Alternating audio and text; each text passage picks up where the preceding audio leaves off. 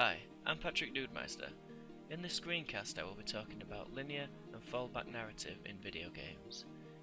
I will then discuss how these different types of narrative can affect the gaming experience and the player's emotions. For those who are not familiar with these terms, here are some quick explanations on what I'm referring to.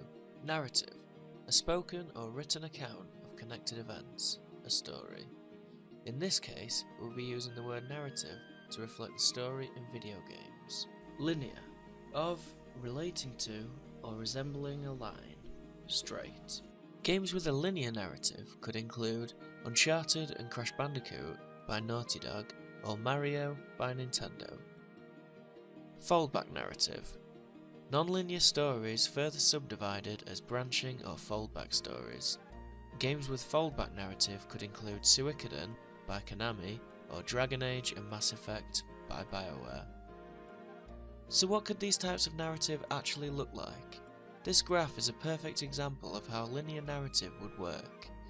The player would start at point A and through in-game progress would end at point D. So in terms of narrative, each player would experience the game in the same way every time it's played, much like watching a movie. Here is an example of linear narrative used in video games. In the Sega Mega Drive game Sonic the Hedgehog, the player will control the hero Sonic and play through each level with the ultimate goal of defeating the evil Dr. Robotnik, saving the land and all its creatures. Each time the game is played, the story will progress in the same way and the same experience will be had. Now foldback narrative is much different. Here is an example of how a game with foldback narrative may be structured.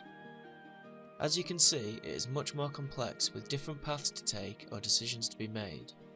The player would again start at point A, but throughout the game they may be faced with choices which have an impact on how the story will progress, but ultimately, each path taken would lead back to an inevitable point in the story.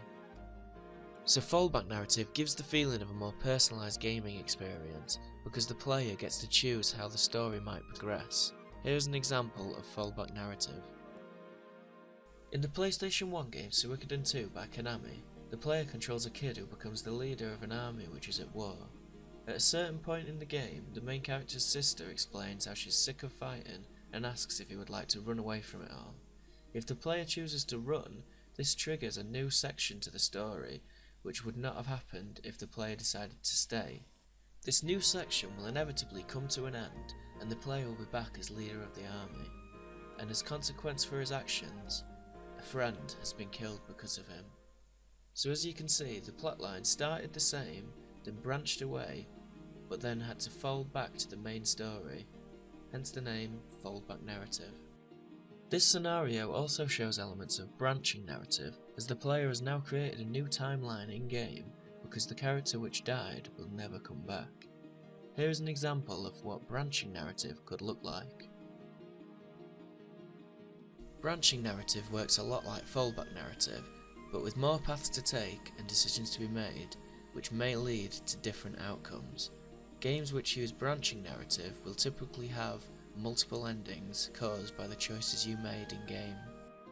When creating games, it's important for developers to understand the creative process and to consider different narrative structures, because some may work better than others depending on the type of game and who it's aimed at.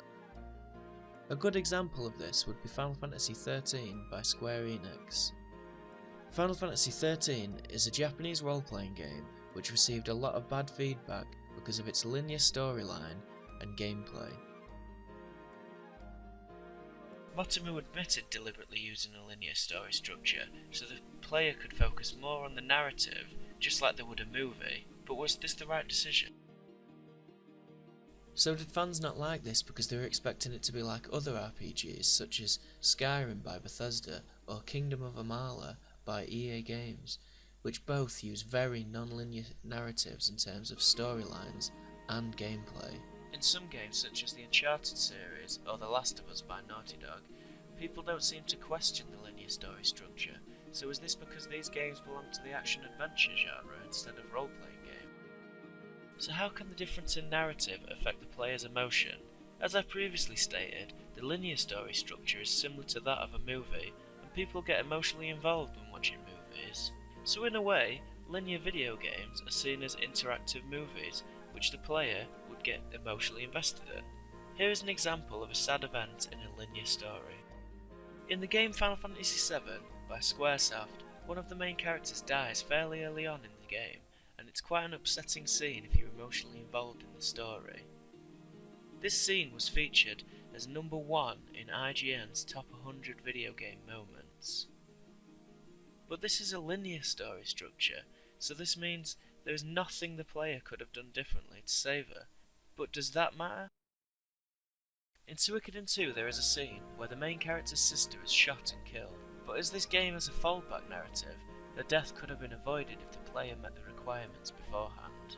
So if the player knew that it was their fault that their sister had been killed, would that make the game more emotional? So as you can see, there are multiple types of narratives which could be used in video games, including linear, foldback and branching. Linear narrative would create an experience similar to that of a movie, where each player would experience the story in the same way. Foldback narrative could be used to help give the player more decisions and a more unique gaming experience. Branching narrative offers multiple paths for the player to take, which lead to different endings in game. All three of these are effective ways of telling stories, but depending on what genre the game is and who it's aimed at, certain narratives may work better than others.